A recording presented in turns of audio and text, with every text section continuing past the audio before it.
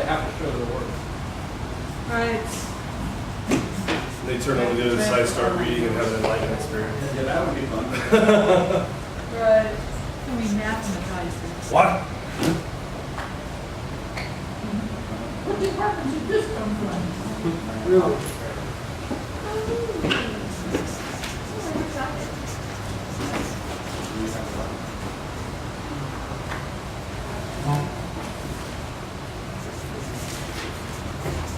Do you have a pulse? Do you have a pulse? Yes. That's probably check. Are you alive? They check your eyes.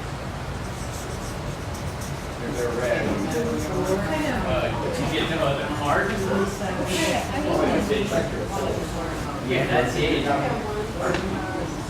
So I don't sleep at night. That's all you gotta do. So want to become legalized. Is it on the ballot? Pain? Are you not? Is it on the ballot? North Coast. North Coast Farm. When you said apothecary, yeah, they places. Yeah, farmer. And I got the whole trip. I got the whole trip. All the things. Oh, wow. He started first. I asked him.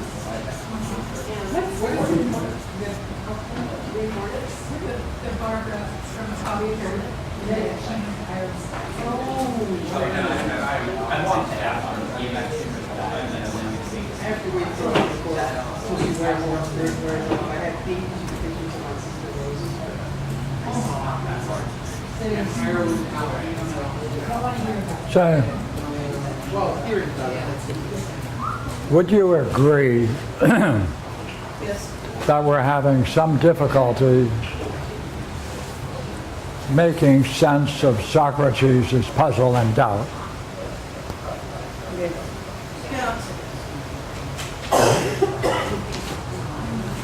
Let's assume that there's a reason for that. Okay. There exists a clash of cultures.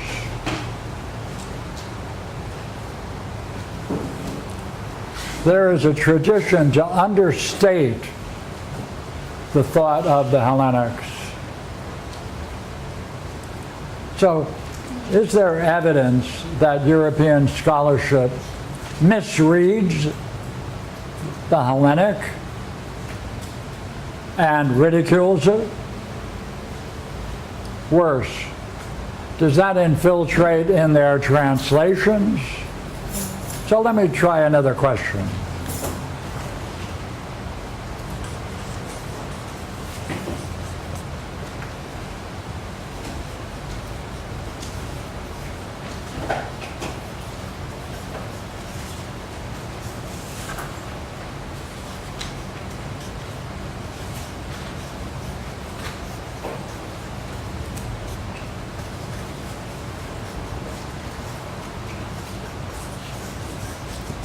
What would happen if a translation maximizes the thought of the Parmenides?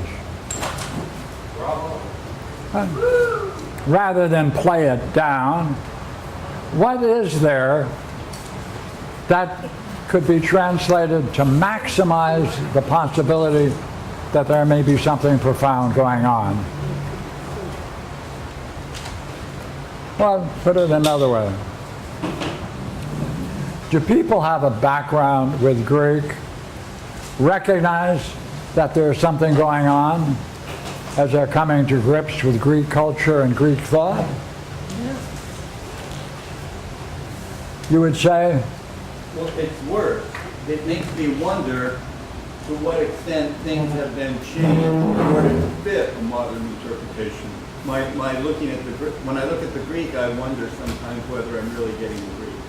It causes you to doubt your own background when you're trying to maximize it.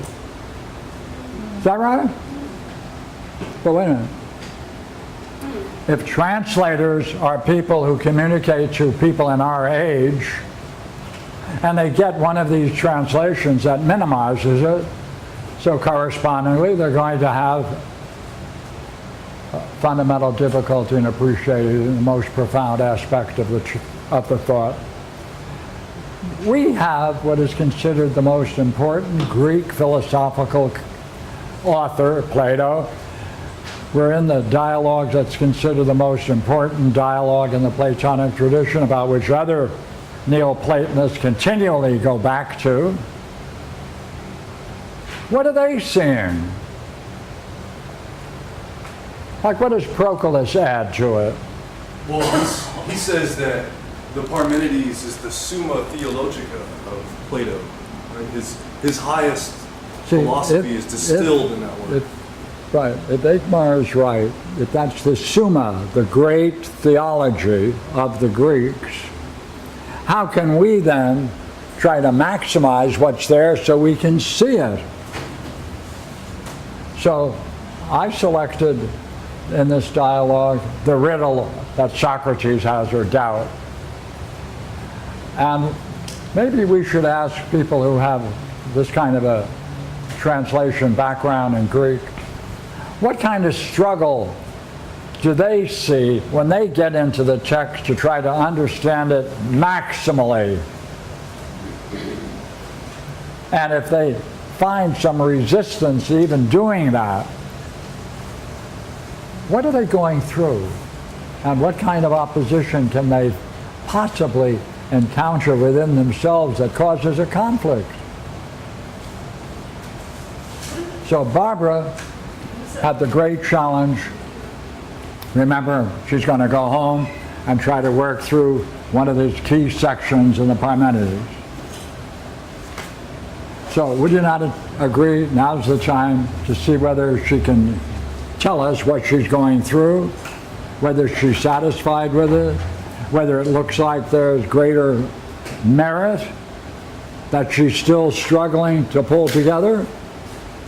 Hey, if it is the Summa Theologica, that means that's the highest theology open to man.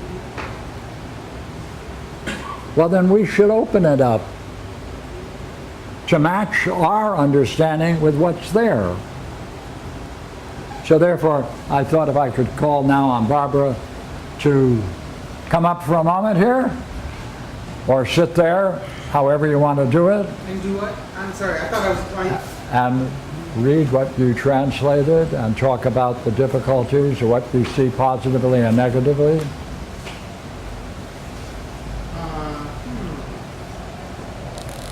I just need a little clarification. What do you mean, what I see positively and negatively? Pardon me, did you do some homework? Yes. Because you brought up the issue of what obstacles you run into in translating. But now you seem to be asking me to answer a different question or do something different, and I'm kind of baffled as to. If you want me to go through my translation, I can do that. Yes. That's what you're asking. And you might say what struggle, if there was any, that you may have gone through in trying to do the translation. Specifically? I'll take it both.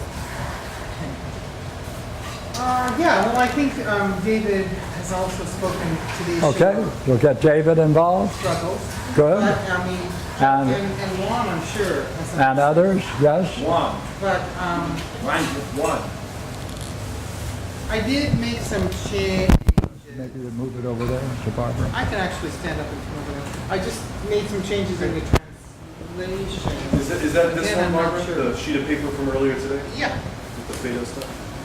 yeah. Well, you all have it, and when I walked in today, I kind of said the problem is it's somewhat it's in my own private language, and what I mean by that is the Greek. I tried to stay close to the Greek, thinking that people who read word by word, following the words carefully, could try to unify the thought by pulling it together, right? Like, because like at first it said, do we say there is such a thing as there is justice, comma, the self? And both Pierre and David brought up the fact that why did I put the self? And I said, well, it could be what's called a predicate nominative, meaning it could be that it's to have the same meaning. But the really doesn't work. It's not in the Greek. There's no word for the.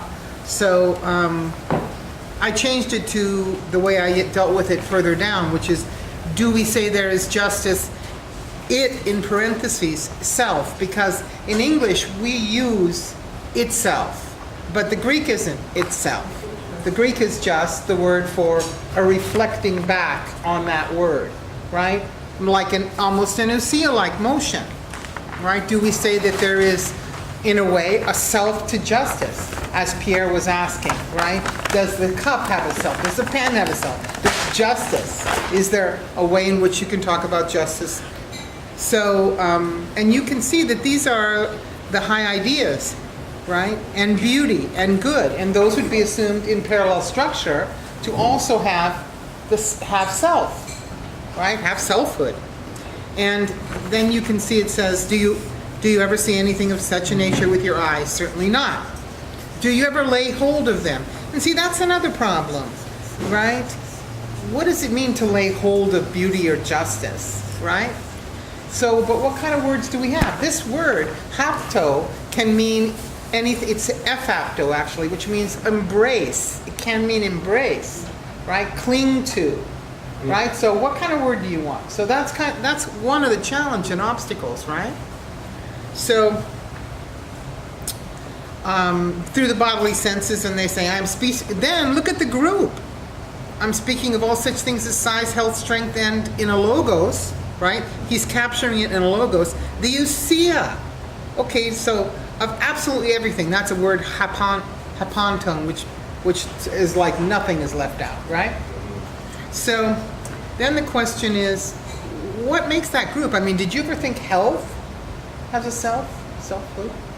Size, strength. Really? So it's an interesting group, much like the group of the Parmenides, right? Is true being the true? Now, is each being the truest of the selves contemplated through the body? Now, that's an expression meaning the truest, and it's used with auton, right? Which is the word for self. So how do you translate that, right? The truest of each of these things, right? Because you have each and you have selves, they go together. So that there is a truest part of it. So whatever that self is, it's the truest part of that thing, right? We think we've contemplated through the body. Is it not rather the case that he who prepares most carefully to understand the self of each, that each that he examines would come nearest to knowledge of it? Now, in this translation, if I use the word self or selves, it's because that's what is in the Greek. Unless, of course, I made a mistake, which I'm a human being. Sometimes I do. But okay, so it says, would the man not do this most purely? Now, this word purely is the same root as purification. See, so that's always, like the translation in the Loeb said, perfectly. But you don't really want perfectly, because that's another word in Greek. At least I didn't want perfectly. But because of purification, right? Who comes to each by... Now, I did change this paragraph, and I think this is more precise. Would not that man do this most purely, who comes to each by understanding... See, again, the problem. Understanding itself, not setting before his mind's eye any visual appearances in the process of understanding. That's a verb, an activity, right? Nor dragging in any of the other senses in his reasoning, logismos, but using the understanding unmixed itself, right? So this is a different word and means no admixture, right? So you can see that I think it's a better translation. But see, then the understanding unmixed itself with respect to itself to search out each of the beings or realities. That's onto. So it can be translated beings, and often in Greek it's realities. So it is. Am I doing what you had in mind, Pierre? Since I'm blah blah blah blah blah. Blah, blah. Okay, just checking. So it says there seems to be a shortcut. So these are the passages I thought that were. Go ahead. I was wondering, why is it a problem that if opto, choosing, Like, is cling to better than grasp, or Well, it's such a physical image, embrace, you know? as you said, to Grasp, like, embrace? well, do you, I'm not sure that we should get into that kind of, I was asked to raise the questions, but it seems to me that that's a question, that the grasping becomes a question because, so you're going to somehow capture them. Really? Really? Yeah. Like, I mean, It's not you, like catching a when you, frisbee. no, this is my question. Like, beauty, right? Beauty, the radiance of beauty, of being, right? The radiant light of being, the experience of beauty itself. You want to say you lay hold of it? Encounter. Grasp it, grasp it, You grasp it? grasp it. See, you want to take grasp as an I've intellectual always thing? liked it. I mean, Holding it? Is that because it has like comprehend, it has a cognitive it function? has a getting it or a touching it. Even I even like that. See, that's it. Touching reality. I don't know about that. It's pretty sexy. Yeah, but I'm not asking you whether you think it's sexy. Well, I'm asking I do you my whether thinking in in your English, so- experience, which we know is legend. Okay, wait a minute. David, how do you understand what's going on between these two people, both who have knowledge of classical Greek? What do you see what's going on? That they have a problem with how anything can be done through the bodily senses. And so they're trying to rationalize the translation of a word which relates to the bodily senses. Actually, And, no? no, I'm not doing that. Okay, well, I thought you that chose- I thought I had to use lay hold of Lay hold with of. respect to not the senses. But maybe that's why it's lay hold of. Through the bodily senses. Right, because we want, aren't we talking My about, question is, here's my real question. He could have used participation in any of its forms, metalambano or metecho. right? And the fact that he didn't is significant. I Yep. think. He likes the grasping words. He likes the touching. Well, see, the thing is, as a way of expressing the mystical experience. there's also that the whole loving vocabulary that comes in the Embrace. last paragraph. What? Embrace. Embrace, see? How about behold? Is that out of context? Okay, for a moment, okay, just for a moment. You could actually, What I'd like to stay with is the first 6 lines of this translation. That's all. for, 1 point. I keep your Hey, there's an agreement The here. reason I'm reluctant, it's my only one. No, I have it on the computer. It's just changed. Do we say, That's he's right. asking, do we agree with this? Therefore, the people in his group, they don't say no. They don't say no. They don't say, wait a minute, I got an objection. Right. Nothing? Say, are you crazy? No, they never. Are you no. crazy? Look at what happens then if you drop out the duh. What does it mean if you drop out the duh? Do we say there is justice? Self. Hold it. Because he goes on and says, hey, do you do the same thing when you're talking about beauty and good?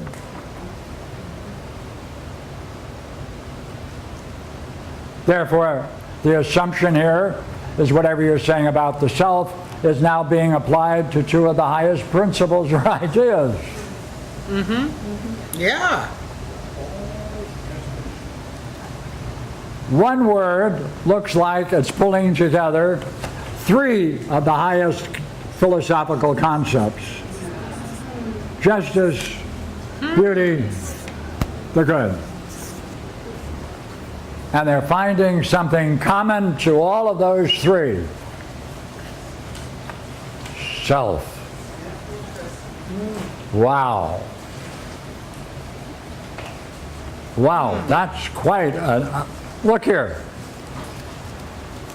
Or did you ever lay hold through the bodily senses, that paragraph? All right, watch this. Is it not rather the case that he who prepares himself most carefully to understand the self in each of these? Hey, you have to understand the self in each of these.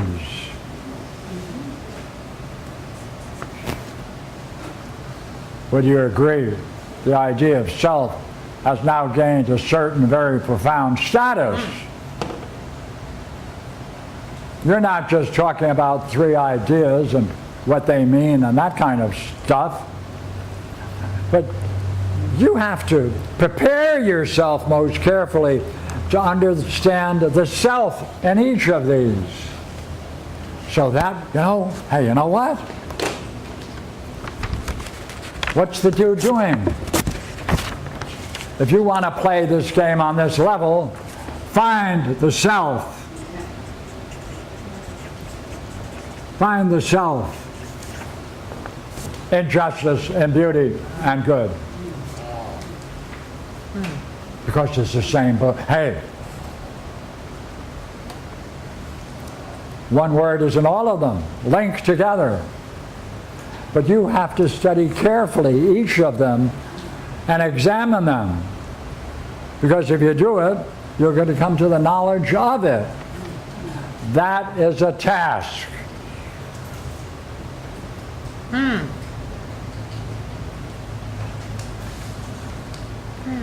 Whatever the self is, it's intimately connected with justice, beauty, the good.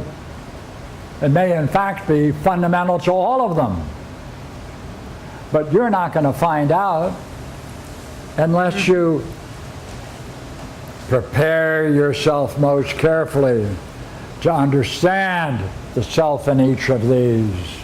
If you don't do it, you're not going to get any knowledge of it. What's the it? The self. Oh, no, it's the knowing each. Isn't it? Hey, now he's reflecting, is he not? You're right. I had knowing and I changed it. Darn it. Right, Barbara? Sorry, he's right. It's actually knowing. It's, I think, gnonine. Knowing what? The self? Hekasto. Two gnonai hekasto, each. Become nearest to knowing each thing. Now you have to use dianoia, the highest understanding. But used as the dianoia understanding, right? The self most purely. Itself by itself. To search out this idea. Because these are the realities. 1, 2, 3. Those are the realities.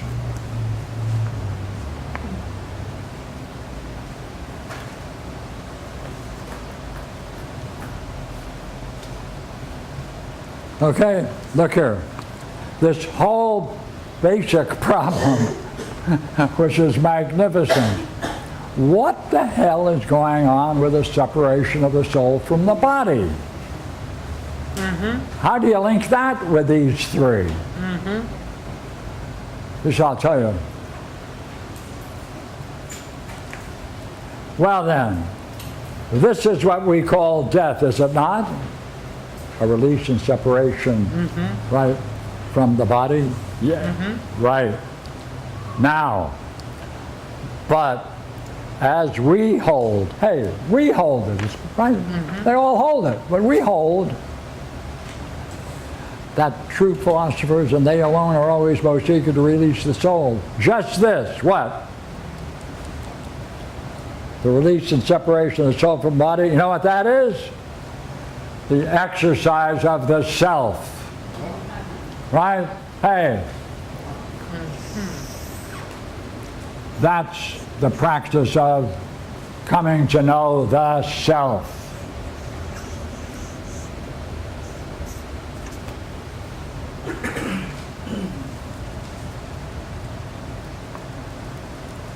Now, one of the words that's really a great puzzle is what the Greeks mean by phronesis. Barbara came forward with this and gave what I think is probably the most interesting understanding of it that I've ever encountered. Phronesis, pure seeing. Yeah. Whoa, hey, pure seeing. Because if there is such a thing as pure seeing, these are the objects you want to have pure seeing about.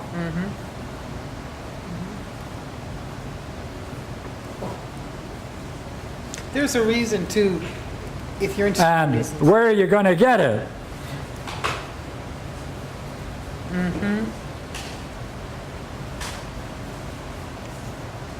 For the separation of the soul from the body.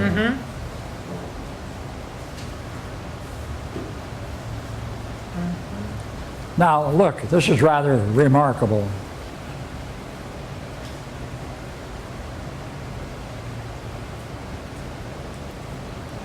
These people who rejoice, these people who rejoice in the expectation that this sacrifice, that this discipline will have the goal that we're talking about,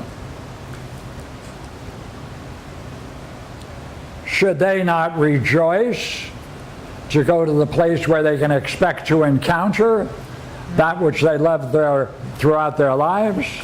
What do they love? Pure seeing.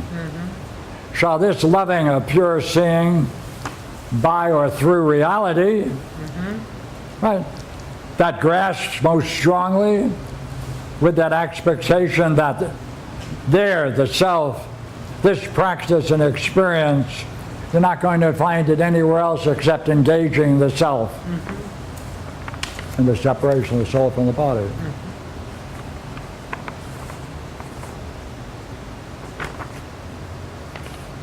Now,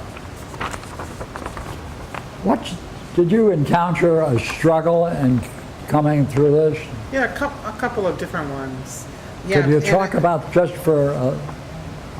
okay, just, I did want to note for you folks that, you know, it says in your translation, I think it says Hades or something, in the realm of the, what does it say? Does it say Hades? Sorry, because I had to give my copy away. Yeah, in Hades. Just those of you who don't know, that word literally means the realm of the unseen or the invisible, right? So it's so cool that that should be the case, right? Because we're talking about things visible to the mind and not through the eyes. But anyway, okay, struggles. Well, there's something that happens when, like, for example, last night it happened when Regina was raising the question of Tautane, because in one sense it has a noun that it's the correct gender and case for. It fits with it. That's hope, or in my translation, expectation. And so the problem is if someone's saying that has the meaning of the self, then it's like suddenly there are big symbols going off all around me. It's like just cacophony. It's like, like that. And I'm trying to work, right? I mean, is it like you at all like that for you? But for me, it's like horribly noisy chaos. And there's like this struggle to like get clarity and say, okay, yeah, that should have that meaning, but how is it going to have that meaning? Like, what's its meaning with respect to expectation, right? How does that have the level of self, meaningfully, significantly? It's really hard. And I mean, it was like holding back this. I felt like I was like at the base of a mountain and there was a huge rock slide, or and I'm like trying to hold it up behind me, going, no, I need to see this, I need to see this. So that's what it was like for me. Very intense. Is that what you meant? Yes. We'll try this. What do you think Barbara would experience going back to the University of Riverside and presenting this to those scholars. Claremont, you mean? Claremont. Ah. Oh. I think pretty much half the group would get up and leave. You know, just what that day, somebody actually got up and felt like sick to his stomach. He got up and left the room. And the other guy made the comment. So you've all heard this story, right? That Society of Southern California Readers of Ancient Philosophy. I haven't heard it.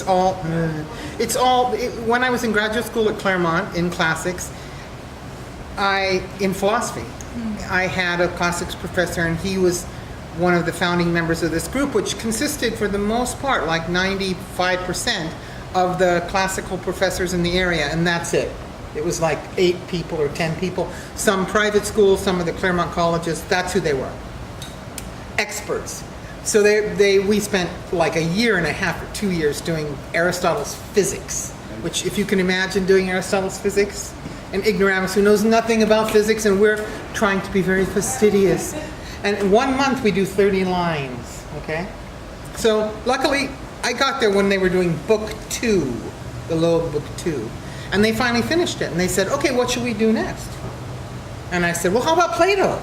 And they go, oh, we do Plato in our classes. Urgh. And then I said, okay, how about, and then they said, the arguments are too long in Plato. We can't do 30 lines, right? So I said, okay, how about Proclus's Elements of Theology? Because, you know, they're like kind of compact. And they said, this one man turned, the other man got up and left the room, but this one man turned and looked at me and said, you really want to be pissed on. That, I mean, pissed on. Yeah, well, he was actually on my side, relatively speaking. But, you know, they were like, That was a warning, wasn't it? yeah, oh yeah. Yes.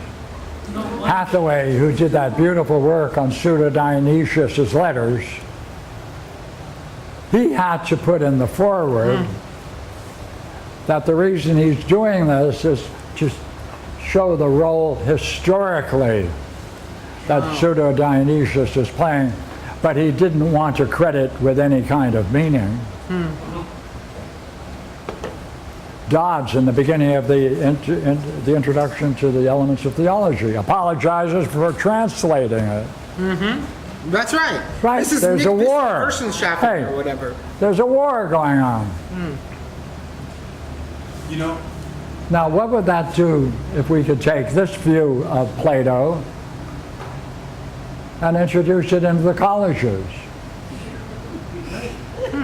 Would Plato suddenly become more accessible? What is at stake? Beauty, wisdom, truth, that's what's at stake. Because that's the only way that people are going to encounter. Makes it more accessible to you, Exactly. So to the otherwise, self. You got one. Yeah, Elevates the Yeah. role of mind and asks you to participate in it. yeah. The role of mind.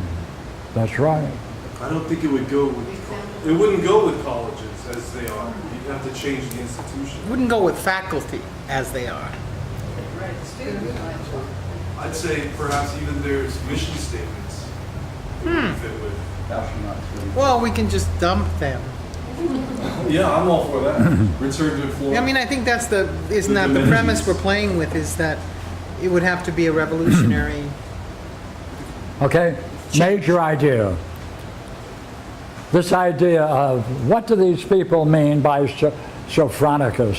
What do they mean by it? Sophrosyne? Balboa's email. Oh, fantastic. Look at this, what they've done. For I would almost, this is Plato, for I would almost say that this self is sound mindfulness. Yes. And I am one with him who set up the inscription at Delphi to serve as a welcoming or salutation to those who may enter it. It's exhorting you to know thyself. And Hey, It's from the Now this strange word now thank you. can be translated as sound mindfulness. That's understandable, isn't it? But what is that? Hey, the self. Allowing the self to emerge through pure seeing. And that is the gift of the Balboas. Charmides 164D. So, thank them both, right? You're welcome, you're welcome. And David and Igmar's contribution. Come on.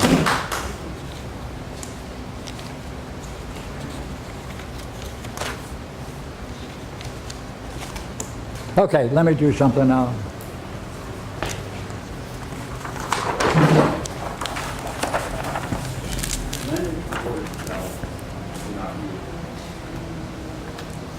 In reference to what?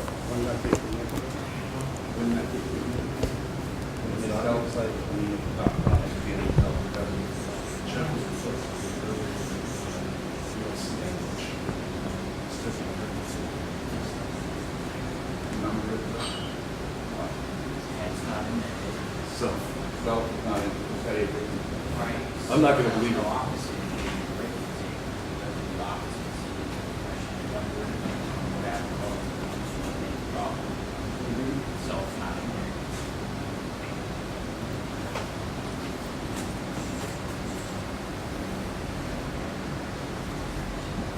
What after all is what? What after all is what? It's The one in itself is self. Now, there are other subdivisions in this work,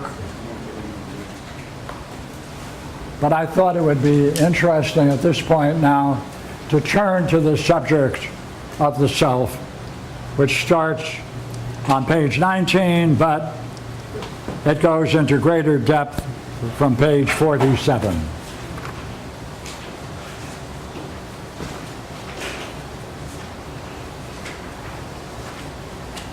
But since we started with 19, right, I'll just read it. Page 19.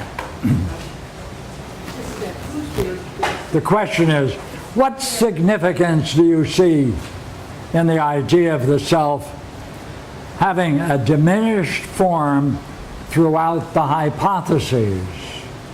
Oh, Susan answers. To answer the question, it is important to see the basic issue that seems to be dealt with indirectly. Certainly, you know the importance of the Delphic Oracle in Hellenic culture, but few realize how significant it is in the realization of know thyself, because its depth has not been realized. In the same way, the term in Hellenic culture, idea, should be capitalized, because it's not merely a concept. It's not something we merely think. It has a power and mode of existence independent of the thinking mind.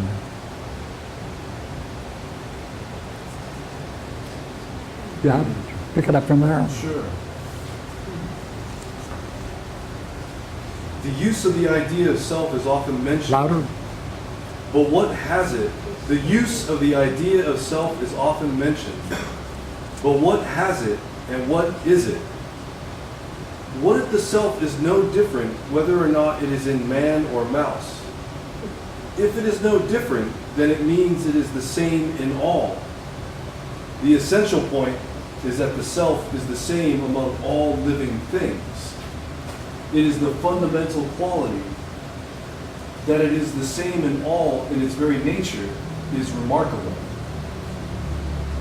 In the Greek, the word self simultaneously includes the idea of same.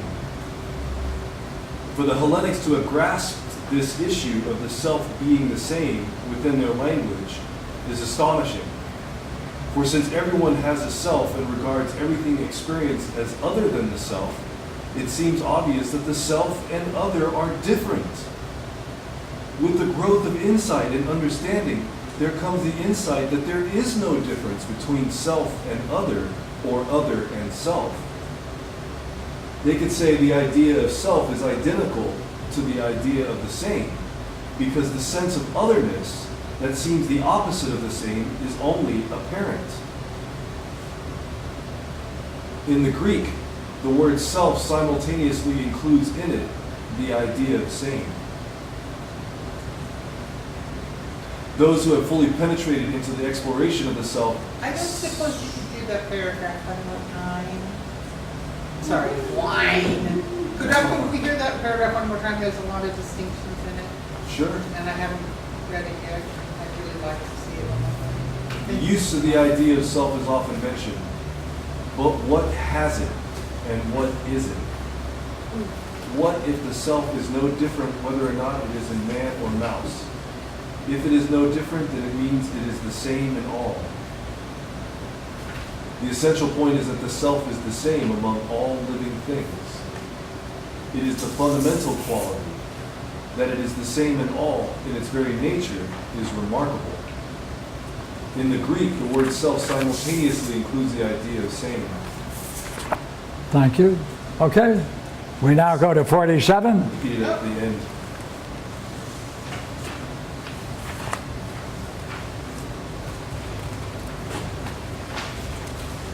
Same self.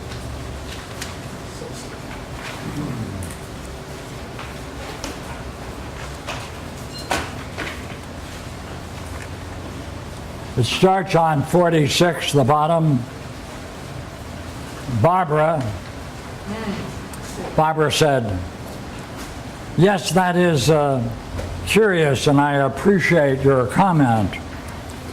There's a very puzzling aspect to all this. Why isn't the idea of the self among the key ideas in Platonic and Hellenic thought, if they praise the Delphic oracles, know thyself? Now we go into the idea of the self. So let's get a couple of readers, fair enough. One rule, you can stop the show at any time you want for questions or explorations. Okay? Still want to play? Sure. Another party? I'll play. I agreed. Go ahead. And said, there are many puzzles with this idea of the self, and chief among them is how this idea fits into the metaphysics of the Platonist. The key terms in this structure of thought are the good or the one, the idea of the good, being, existence, nous or intellect, and soul. However, translators ignore the idea of the self. The importance of the definite article, the, transforms an adjective into a substantive or noun. Take the idea of a good something.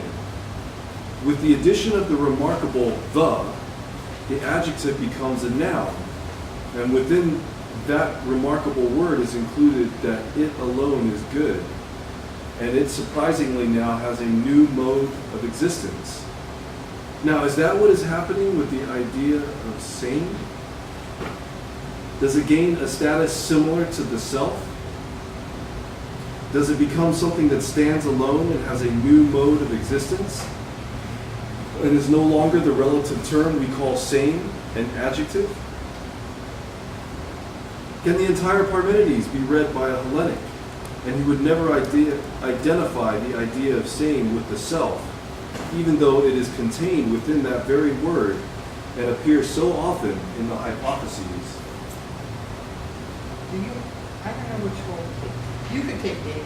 Okay, David. She don't want- David I asked. mean, Julie, unless she doesn't Oh. want to read. David asked if you have that quote handy. Louder. Louder? Loud. Yeah. David asked if you have that quote handy, it would nail that down. I'd like to hear it. Regina agreed and added, if you can recall the Greek for that quote, I would appreciate learning of it too. I answered, yes, it was fun to have memorized it. The quote goes, is it not necessary, since self and one and many, and neither one nor many and participates in time, that on the one hand, Because it is one, then at that time it should have participate of ousia. And he continues the thought that there would be times when it does not participate of ousia. David said, well, one thing is clear, and that is that it doesn't make much sense if you drop in the word same for self. However, you know that the word self, auto, could also be translated as it, don't you? Again, I would say that the variations of the word auto include itself, yourself, and themselves. So it is still a puzzle. I said, then we will need another quote that is free of ambiguity and contains the honorific use, the self, as in know thyself. Barbara seemed much concerned and said, I do think that my whole learning of ancient Greek is at stake. If you do what you're doing, Susan, then all that I learned goes out the window. We are taught to assume all kinds of things when we translate, and you are spilling them on the ground. You are assuming they knew what they were doing, and that we should take literally many such expressions. Shall we say they had an idea of the principle, know thyself? But I heard of Alan Watts and checked into his audio and videotapes. Am I on the right page? 47, 48, okay. So, But they I lost had my no place. But they had no place for it in their metaphysics. So the importance of the definite article the, no, I lost it again. 47, okay, well, shall we say they had an idea of the principle know thyself, but they had no place for it in their metaphysics, even though the word is there? Certainly we would have to call that a strange oversight, wouldn't we? David returned us to the discussion saying, so then he has reached the third stage, and if he were attentive to that stage, he would come to realize the self. Now, I like that, but why wouldn't he stay there and be content? I said, in this third hypothesis, there is another puzzle both deep and profound. To reach it, I will ask you a few questions. David jumped into the challenge and said, I'm for it, go ahead. David, I said, if the eye takes 30-some pictures a second, would you say it functions in a similar manner as when a movie is projected on a screen? David said, sure, I can go along with that. I said, would you also agree that no matter how fast the camera takes its pictures, you never capture change, only individual static pictures that are flashed in a row? Does that not mean that we infer motion from the experience of seeing such static pictures flashed one after another in a row? Now, if you reason that way, where would you say change takes place? David said, as strange as it seems, it can only take place between the frames, and that would be in the interval between each frame. It sure is a curious way of reasoning, that's for sure. I said, so there is no time in which a thing can, in the same moment, be at once moving and standing still.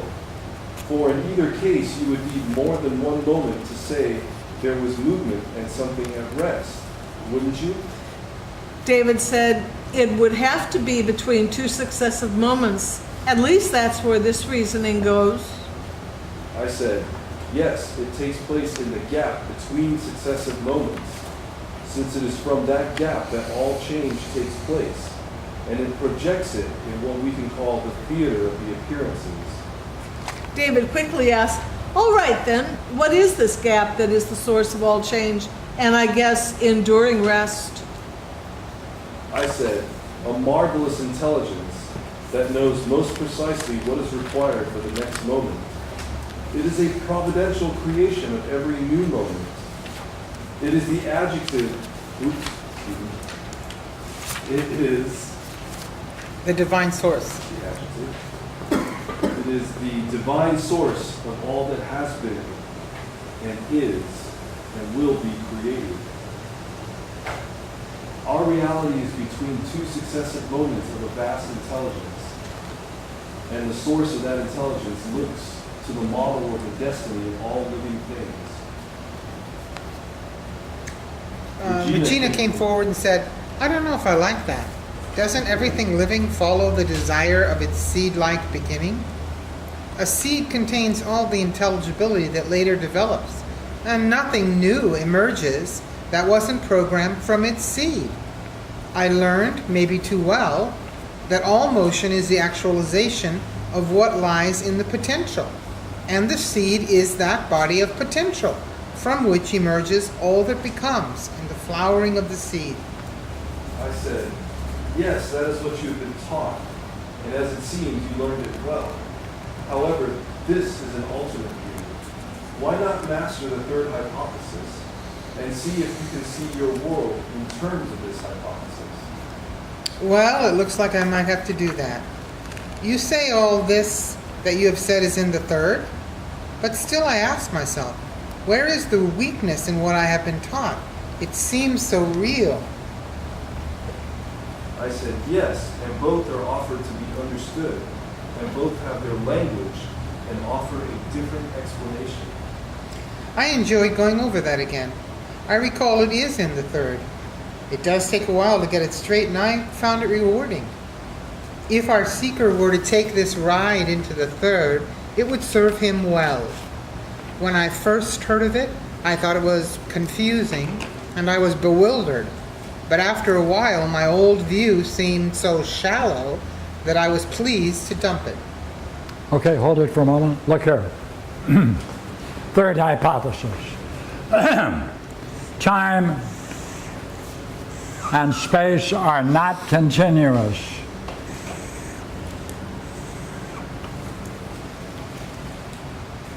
That's the third hypothesis. There's a gap between every single moment. It's a microsecond. What goes on here? Naps. Parmenides is saying, look here.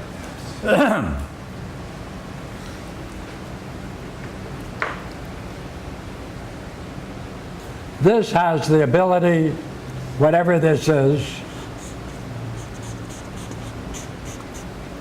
to recognize what was and what's needed in the next second, microsecond.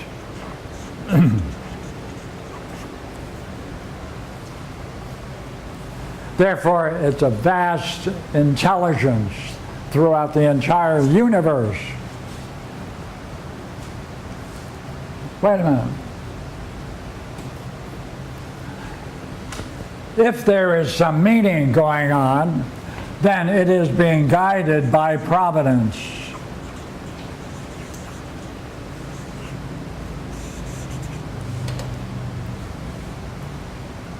Providence means that whatever comes into existence fits most perfectly, naturally, appropriately to bring about the highest benefit.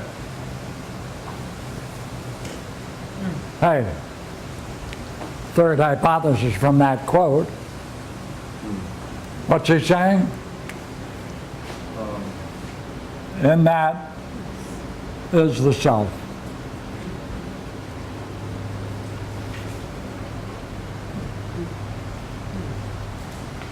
Then the idea of the self is continuously present, microseconds throughout the universe, creating a continuity. Therefore, every moment is a new creation. This is a new view of cosmology. And it's being guided by an intelligence, providentially, of the self. So now, Susan has to come back.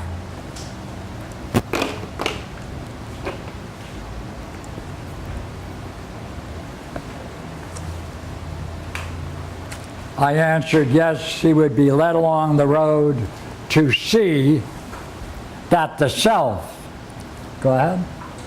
Along with its higher cognitive functioning, brought him to see that in every moment, it is the self that not only sees, but comprehends every single moment, since it would be what separates and combines into a unity all that is collectively taking place. all change would pass through the self and be embraced by the self. The result is sure to be that our friend would now be eager to learn and experience the self totally and not through each moment. While this next stage is as wondrous can be, it is also the continuous state of being present to oneself. To be present before the most beautiful light of being, and to have brought to its fullest flowering the intellect that we call the power and intelligence of Lucia. David Wow. said it. David said, so he Yeah. turned around. Nice paragraph. So he turned Yeah. around, and now that he has caught the glimpse, I wonder what it would do to him if he were shown that there's a way to understand the depth of his vision. I said, yes, if he could be brought to see that understanding the state he is in will enhance his sense of himself, then that would be worth seeing. Well, we can reflect upon what may be likely if he were drawn to turn his understanding to grasp what mode of reality he really had been drawn into. There was a pause in the discussion and Regina said, I, for one, would like to hear what you think that would go on during this phase of his journey. I said, when the search for the self includes contemplation on one's reflections, it raises the entire inner life to new heights. It is most critical for us to recognize and to acknowledge that each and every thought does not spring from our lower self, but rather that each is perfectly appropriate to our circumstances. To come to recognize this means one has settled oneself in a watchful mode of being and is left open to the emergence of a different kind of reality. This searching and turning inward is what we call the exercise of Lucia, the self-reflecting power of the mind to experience the mind as the self. Even if it seems that our seeker is being bombarded with terrible thoughts, when it is examined, it is clear that these thoughts express the very nature of one's problems and provide the key to resolving them. We no more design our dreams and daydreams than we do our thoughts. If one can bring oneself to recognize that there are no random thoughts, no thoughts without their meaning, and no thoughts without their particular urgency, then this idea begins to be recognized as true, and a new perspective of a more profound nature naturally emerges. The self and the thoughts stand to one another in the way storm clouds may at times seem to have gathered themselves together over some distant mountains, and at other times only a few scattered clouds may linger over them. And, of course, there are times when the sky is clear and free of the clouds. It is just so with thoughts. They seem at times to hover over us, and at other times they are more distant. As our clarity as to what it is that is seeing and thinking becomes more centered, so too do the thoughts seem more remote to us, and some diminish and are even gone. What is most interesting is that it is even more true of our fundamental personal beliefs, since as the self gains ascendancy, these beliefs lose their power and dominance over us. When the self needs to leave wherever it is, then it needs to move itself. Before it can move itself, it must have planned or identified its goal. What is that but the power and functioning of the rational element within the soul? For the soul is the power, life force, and reasoning that plans and moves itself to its goals. It is not just parts like wheels grinding away mechanically, for it receives from its object what it has learned from that encounter. What does that mean but that the self has a soul that allows it to plan and act, as well as benefit or be harmed by its actions? When the self experiences real being or reality, or the most brilliant light of being, it no longer is a separate existence, but joined with its most profound part of itself for an insight into that reality. In that pure kind of knowing, there is no difference between the knower and the known, so that the soul's movement or action is not present. If it was present, it would seek to know. But in the state of knowing, there is no seeking for what is immediately present. Regina said, "Thanks for that. It helped me to understand what he must be going through. However, what kind of a literature would he turn to?" I said, there's so much out there to read, and sure, he would already have gone through a good number of works. It is likely, too, that he would turn to wisdom literature and reflect on all that is there to be seen. If he had the good fortune to end up reading Plato, it is likely he would risk understanding Plato's Parmenides and even encounter groups who talk about it. Regina asked, "Yes, that is likely, but I would like to gain some insight into how our seeker would really begin his journey. You know that there are always some who look like they are on the path, but they just like giving the appearance." I offered, it is most likely that here the journey of the self starts, since he has already been bitten by the philosopher's bud and was drawn into the Parmenides. He would come up startled when he read, "It is the self is what comes in and out of his existence. It is both one and many, because he participates at one time and at not at another, and touches on being and does not. If he looks to himself and wonders what it is that looks out on the world, then at that moment he passes in and out of the experience of the self. He would see that the only way it can come in and out of existence is through the medium of time. For each of us to experience, we need only ask what the self is that experiences what we are experiencing. Or better yet, he just might have caught Xenophanes' kind of thought. At each and every moment, what is it that sees and hears and thinks? Dwelling upon it, he most likely would see that through each moment, indeed it is. Following this path, he would realize that between each moment it is present, and yet it is not present. As the dawning of this realization occurs, he will want to go deeper into that silence. "Thanks for that. I'll look it up after. If he was stung by that riddle, he would have fun puzzling and working it out." Barbara said, "Well, he is getting another step closer to the one, the final stage. It is likely, if he has reached the second, that he would have easy access to the first." I said, it might seem like that, but I have known those who cannot conceive of something beyond that most brilliant divine luminosity. They experience rapture and bliss and stay fast to where they are. Those who reach this state of needing nothing and seeking nothing, they remain in that state.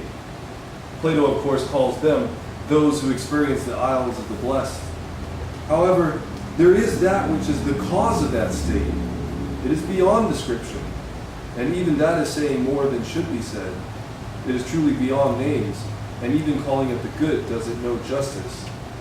To reach it by any means would miss it. It's like ripe fruit on a tree that knows when to drop and to give up clinging to its source. Barbara said, "So that's it. Well, in being brought to see our man go through all the hypotheses, we have created the drama for our age. Now, someone has to fill in the details, but we have sketched out the whole. I enjoyed seeing the hypotheses personified in this way. Thanks." Jeff and Regina nodded in agreement, and David said, "Interesting trip we have been on. It was worth it, and I appreciate it. It gives me much to reflect upon." Jeff thought for a moment and asked, "I would appreciate hearing just how this argument is structured. I do know that you stated it in summary form, but I would like to hear it as close as possible to the text. Do you happen to have a summary of such an argument, or could you recall one from that hypothesis?" I said, you were asking to go through some strict reasoning, and to follow it might take a bit of time. However, since you asked, I'll recall the argument. Consider that the search for the meaning of the idea of self begins with the exploration of the one that is. From this beginning, there is a review of the words one and isness or existence being attributed to the one that is. From this point of departure, we are reminded that previously both ousia and the one are said to be the same. Thus, the self would have to be said to be a whole, and its parts would be the one and isness or existence. Again, we are reminded that this one being participates in ousia, and equally this ousia is an otherness like the one that is. For the one that is all the parts of the self. And again, the one self will be one itself immediately. You can find this in the second hypothesis if you care to look at it. Look it up, Jeff. Okay, we're now going into the idea of self and soul. Let's hold it for a while. All right. What's it like going through it? Challenging, Yeah. Challenging? very interesting. Challenging? Yes, absolutely. It's amazing. What? It's amazing. A Amazing. maze.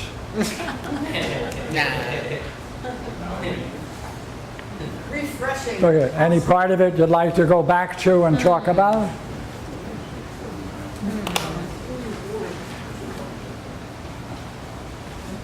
Well, I like the second to the last paragraph on page 51.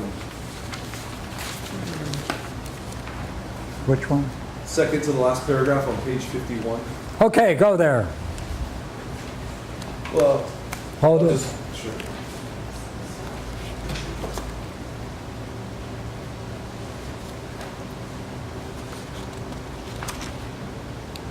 Ah, maybe your keen eye caught something. Go ahead. Well, it's talking about the guy who experiences the most brilliant light of being. And Regina asks, what kind of literature would he turn to?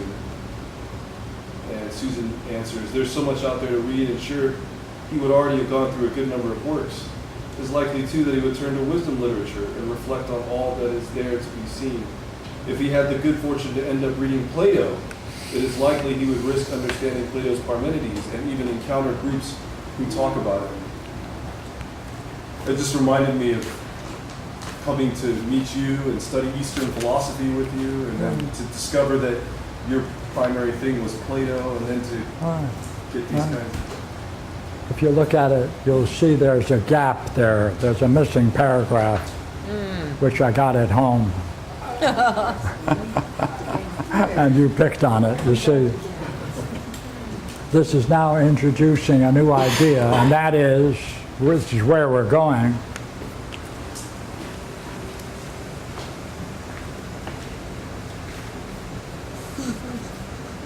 Can we describe how a seeker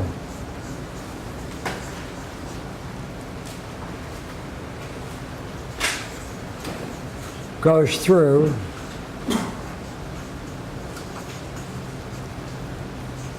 the struggles to reach insight?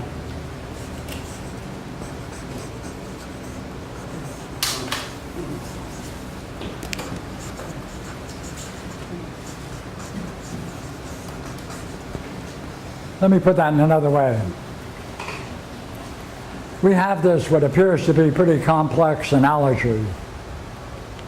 Essentially, Parmenides' hypotheses.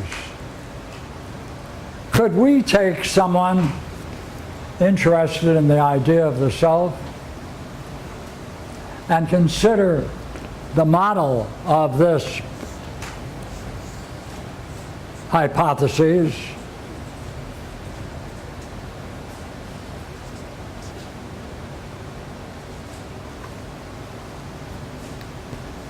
as a spiritual journey?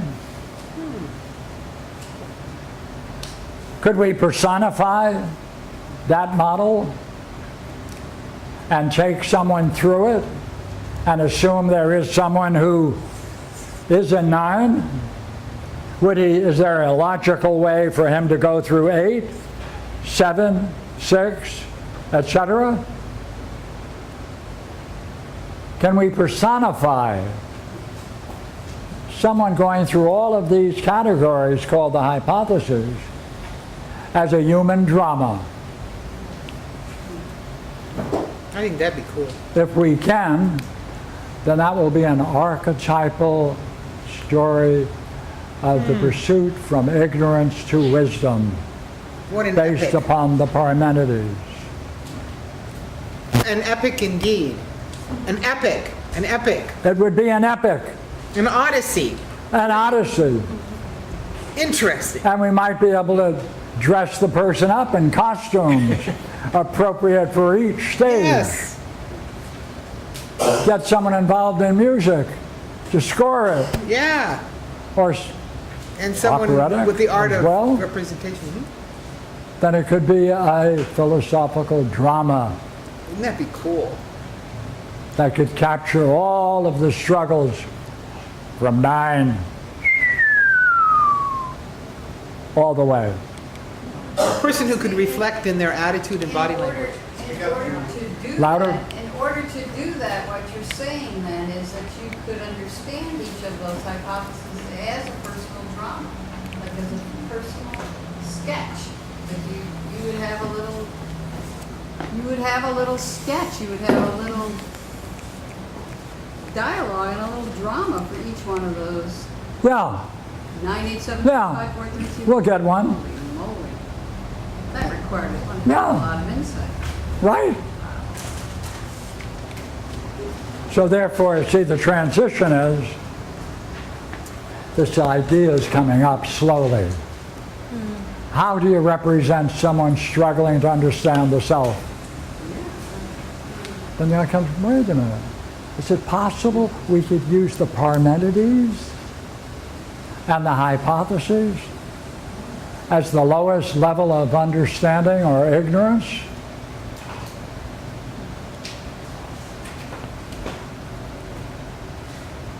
And bring it together into a unity? What kind of a person would it be? What would they experience? That's where we're going. Right? So let's take a break. What time is it? It's 3:30. And Oh, wait, there's water right there. Lovely water for you. and that's what? Drink. Beer? Drink. Yeah, beer. I knew she'd come through. Unblended scotch. So we're due to quit at 4. Should we just take a 5-minute break and then do another half hour? I had one well, more than one, but one question in particular. Page On the bottom of page 48. 38, 48. 48. Thank you. And you're talking about what would happen in that gap between whatever it is that manifests itself as time in the third. Yes. And you call it a marvelous intelligence that knows precisely what is required for the next moment. It is the providential creation for every new moment. Now this begs a question that I thought that whatever jumped into that gap in time would be representative of the strength of the second hypothesis. Yes. If they could that's- stay, yes, if they could stay in it, second. I Right. just don't remember the idea of providence being developed in the second hypothesis, yet here in the third hypothesis, it now plays an important role to sustain life. Yes. See, So providence. this is,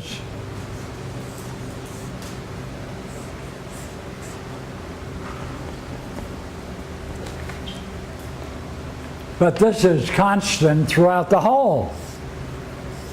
Yeah, I kind of got that. That you really, those aren't really long. They're really like. That's right. If someone could catch that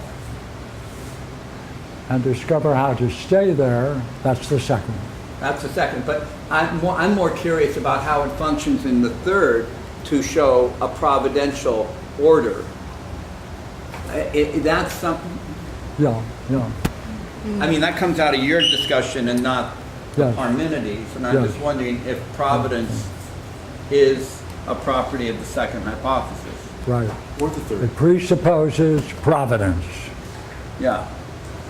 It presupposes like there must be some incredible intelligence throughout the entire universe. Every microsecond is appropriate to its circumstance, providentially. That's providential. Okay, yeah. I Right. kept thinking of it as like some kind of intention, and you're saying it's some kind of whole. Yes. Okay. Yeah. See, that key paragraph in the Timaeus, right, which is when he talks about the real cosmology. That first paragraph ends with, it shows the role of providence. The whole Timaeus is unfolding providence. And why you have to assume it. And he only mentions that word once. Just like that guy. Okay? Take a break? Yeah. Wait, Hold it. isn't it interesting that the word for providence is pronoia? I love that. Tell me, what do you see on that? Well, we get the word providence from the Latin provideo. So I was just thinking that providence as a word and pronoia both indicate something that's beyond itself. Like Yes. it's that which is prior to, it's Yeah. that which is prior to intellect. It's not Yeah. specific. The vast intelligence inherent in this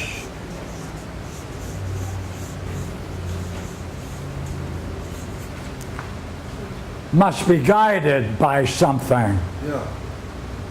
that's before or prior to Intellect. intelligence. So therefore it's a hierarchy. Because if in fact every single microsecond not only fits but is appropriate to the circumstances, by the way, in Zen Buddhism that's called shiriki. Oh. That's what's operating on this level. Everything is perfectly appropriate to the given circumstances, so someone can operate most spontaneously appropriate to the circumstances, and therefore it shows an inner sense of justice. That's a state of mind. The Greeks would call that intelligence. We would call that providential intelligence, Yeah. because it's perfectly appropriate. As then They call any it wisdom. martial artist wants to get in that state, But they say that that's wisdom. which is then in, he's sneaking in between the third hypothesis. But, yeah, No. that's another. So that seems causative. It seems causative, I would say it does seem yes, causative, yes, on a high level, yeah. yeah, Because in modern science, like Karl Popper, yeah, he said cause always has to come before an event. But here we're talking about a cause that's coming after an event. So it's kind of revolutionary. yeah. Why after? How so after? The providence is in the future. It knows the end game It's in the present and future. and the future. It's functioning in the present It's because it showing knows, itself in every microsecond. and its end is perfection, right? So it knows where you're going to end up, and it's leading you there intelligently. But it emerges in a microsecond between moments. Right, right. As a whole, providentially, what's going on is a very profound intelligence, perfectly appropriate, providentially. So are you saying? Is that right? Does that make sense? Saying that if we know the self, so are you saying that Louder? if we know the self, then we will function perfectly at every given moment then. That's why he puts the he, the self, in the interval. The he manifests itself perfectly appropriately from the vantage point of wisdom, and he's willing to go out at that moment and have a cup of coffee. Okay, hold it. So would you then, are we at the break then and you'll come back, we'll be back at 7? Yes. Okay. Okay. Say it again. Well, Well, Pierre, we're scheduled till 4. That's the issue that's coming up. which is, We can adjust. yeah, definitely. So here's the question. I'm down with talking Do you about want to- problems.